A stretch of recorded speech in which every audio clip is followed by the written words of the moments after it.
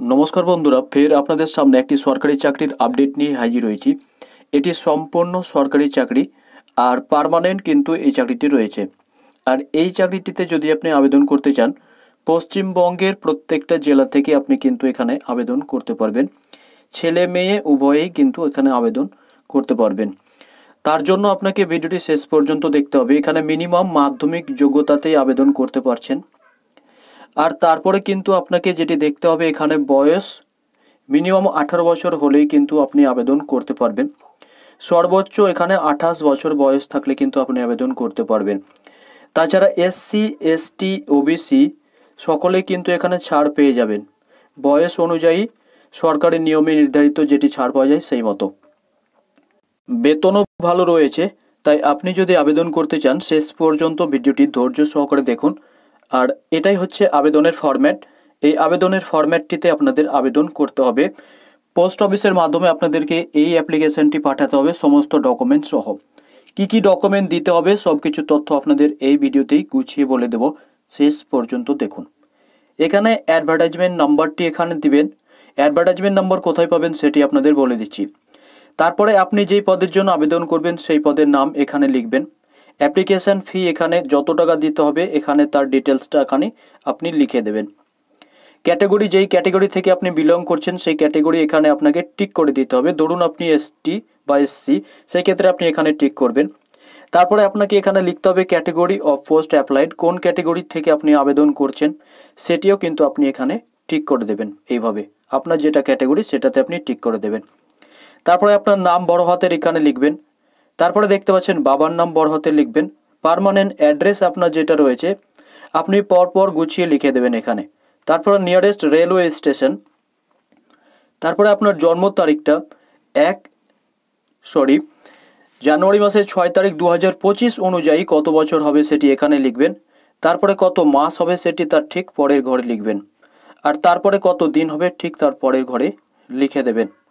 তারপর দেখতে পাচ্ছেন যে প্রেজেন্ট অ্যান্ড পোস্ট যে বেসিক পে সেটি কিন্তু এখানে আপনাকে এটি ফিল আপ করা দরকার নেই। তারপরে আপনি যখন নিচে আসবেন এডুকেশন কোয়ালিফিকেশনের ঘরে আপনি দেখতে পাচ্ছেন যে এডুকেশন কোয়ালিফিকেশন আপনার মাধ্যমিক যোগ্যতাতে আপনি কিন্তু এই চাকরিটির জন্য আবেদন করতে পারছেন। মাধ্যমিকটাও কিন্তু আপনাকে অবশ্যই এখানে কম্পালসারি হিসাবে দিতে হবে।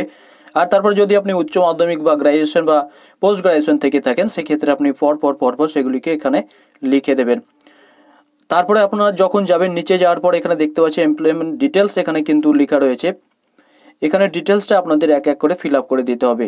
তবে এই ট্যাবটি সবার জন্য নয়। যদি আপনি কোনো চাকরি করে থাকেন এর আগে সেই ক্ষেত্রে আপনার ক্ষেত্রে যদি এটি যোগ্য হয়ে থাকে অর্থাৎ আপনি যদি এটি লিখবো মনে করছেন বা আপনি এর আগে কোনো চাকরি করেছেন সেক্ষেত্রে আপনি প্রিভিয়াস চাকরিটির ডিটেলস এখানে লিখতে পারেন। তারপরে এই ফর্মের যখন সব শেষে যাবেন শেষে পাবেন একটা ডিক্লারেশন ফর্ম। আর এই ডিক্লারেশন ফর্মের ঠিক নিচে আপনি দেখতে পাবেন যে এখানে সিগনেচার করার একটা জায়গা রয়েছে, এখানে সিগনেচার করে দেবেন। তার ঠিক বাম দিকে আপনি আপনার গ্রামের নাম লিখবেন, এখানে যেদিন জমা দেবেন সেই দিনটা এখানে লিখে দেবেন। তারপরে আপনাকে কিন্তু এই আবেদনটা পাঠাতে হবে। তারপরে আরেকটা গুরুত্বপূর্ণ তথ্য এখানে রয়েছে, এখানে সব শেষে যখন আপনি যাবেন এই ফর্মটা আপনাকে কিন্তু ডাউনলোড করতে হবে, সমস্তগুলি ডাউনলোড করতে হবে। তাহলে এটি কিন্তু আপনাকে অবশ্যই ডাউনলোড করতে হবে। যদি আপনি আদার ব্যাকওয়ার্ড ক্লাসেস থেকে থাকেন অর্থাৎ ওবিসি যারা রয়েছেন তাদের ক্ষেত্রে কিন্তু এটি অবশ্যই পূরণ করতে হবে। আর এই ফর্মটি আপনাকে নিজে পূরণ করলে হবে না, এটাকে সেন্ট্রাল ওবিসি বলা হয়। আর এটিকে ডাউনলোড করে নেওয়ার পরে আপনাকে কিন্তু আপনার যে এসডি অফিস রয়েছে সেই এসডি সাব ডিভিশনাল অফিস থেকে কিন্তু এটিকে ফিল আপ করে তাদের সই স্বাক্ষর মেরে নিয়ে আসতে হবে।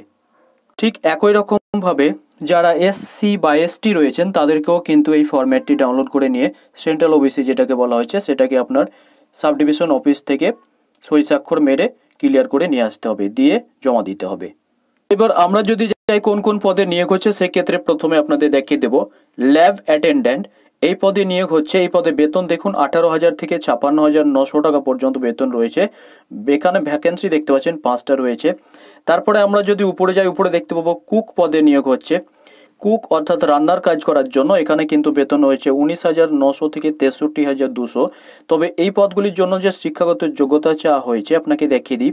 এই পদগুলির জন্য আপনি কিন্তু আবেদন করতে হলে আপনাকে প্রথম যেটা রয়েছে সেটার জন্য উচ্চ মাধ্যমিক পাস হলে আপনি আবেদন করতে পারবেন। সেক্ষেত্রে আপনার 60% মার্ক এবং সায়েন্স কিন্তু থাকতে হবে। তাছাড়া যদি আপনি মাধ্যমিক থেকে থাকেন সেক্ষেত্রেও আপনি আবেদন এখানে করতে পারছেন। মাধ্যমিকের ক্ষেত্রেও কিন্তু আপনার 60% মার্ক অবশ্যই থাকতে হবে। তারপরে এখানে দেখতে পাচ্ছেন যে তার উপরের ঘরগুলিতে একই রকমভাবে আমি যদি দেখতে যাই, তারপরে এখানে দেখতে পাচ্ছেন ড্রাইভার পদের জন্য নিয়োগ হচ্ছে, অর্ডিনারি গ্রেডের চাকরি হবে। এখানে আপনার 19,200 থেকে 63,200 টাকা পর্যন্ত বেতন রয়েছে।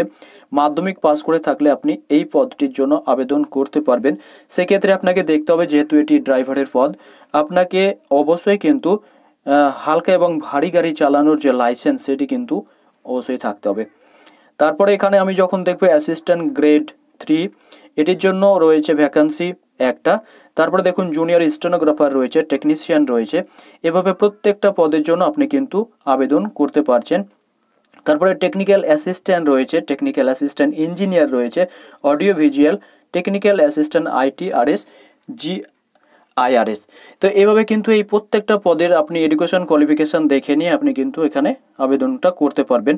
আপনার ক্ষেত্রে যেটি প্রযোজ্য সেটিকে দেখে নিয়ে আপনি অবশ্যই আবেদন করবেন। তারপরে দেখে নিন যে আবেদন করার যে আবেদন করার শেষ সময় হচ্ছে জানুয়ারি মাসের 31 তারিখ পর্যন্ত। তাই আপনারা সঠিক টাইমের আগে অবশ্যই আবেদন করবেন। তো এবার দেখে নিন যে এজ লিমিটের ক্ষেত্রে দেখুন পরিষ্কারভাবে এখানে বলা হয়েছে যে এজ লিমিটটি কিন্তু আপনার হতে হবে 6/1/2025 হিসাবে। সেই ডেটের হিসাবে আপনাকে এজটা কাউন্ট করতে হবে, গুনতে হবে। আপনার নিম্নতম অর্থাৎ ন্যূনতম যে এজ সেটা 18 বছর এবং 28 বছর হচ্ছে সর্বোচ্চ। সেক্ষেত্রে আপনি এখানে দেখতে পাচ্ছেন যে রিল্যাক্সেশন কিন্তু পেয়ে যাবেন, যেটা আপনাদের প্রথমেই বলা হয়েছে সরকারি নিয়ম অনুযায়ী। যেমনটা OBC 3 বছর পাই, SC পাই 5 বছর, ST পাই 5 বছর। এইরকমভাবে যতটা নিয়ম রয়েছে সেই অনুযায়ী আপনারা কিন্তু এখানে এজের ক্ষেত্রে ছাড় পেয়ে যাবেন। তো দেখুন এই যে নিয়োগটা হবে, নিয়োগটা কোথায় হবে আপনাদের বলে দিচ্ছি। দেখুন নিয়োগটা হচ্ছে wildlife institute of India, আর এই জায়গাতে আপনাদের কিন্তু চাকরিটা হবে। এটি দেখতে পাচ্ছেন যে সম্পূর্ণ সরকারি চাকরি, কেন্দ্রীয় সরকারি চাকরি, ministry of environment, forest and climate, দেখতে পাচ্ছেন গভর্নমেন্ট অফ ইন্ডিয়া। আর এই জায়গাতে কিন্তু আপনাদের চাকরিটা হবে। এখানে যদি আপনি দেখতে যান অ্যাডভার্টাইজমেন্ট নাম্বারটি আপনি দেখতে পাচ্ছেন, এই যে অ্যাডভার্টাইজমেন্ট নাম্বারটি, এটি কিন্তু আপনাদের ফর্মের উপরে অবশ্যই লিখতে হবে। আর রিক্রুটমেন্ট নোটিফিকেশান এখানে ডিটেলস কিন্তু দেওয়া হয়েছে। তো যদি আপনারা এই রিক্রুটমেন্টের পুরো নোটিফিকেশানটি ফর্ম সহ ডাউনলোড করতে চান, ডেসক্রিপশন বক্সে দেখুন লিঙ্ক রয়েছে।